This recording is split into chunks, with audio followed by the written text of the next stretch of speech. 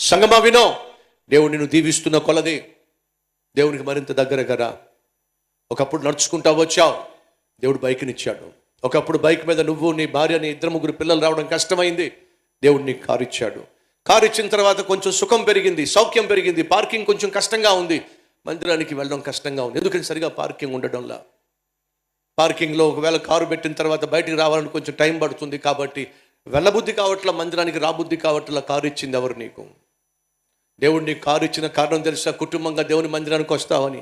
అంతేగాని కారును ఆధారం చేసుకొని కాస్తో కోస్తో సుఖానికి, భోగానికి ఆధారపడి దేవుని సన్నిధికి దూరం అవుతావని కాదు.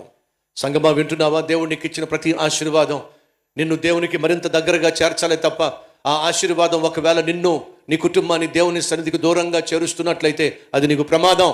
ఆశీర్వాదం కాస్త నీకు శాపంగా మారుతుంది. ఆ రోజు రాకుండా ఉండాలంటే నువ్వు దేవుని చేత దీవించబడే కొలది మరింత దగ్గరగా దేవునికి చేరాలని దేవుడు కోరుతున్నాడు.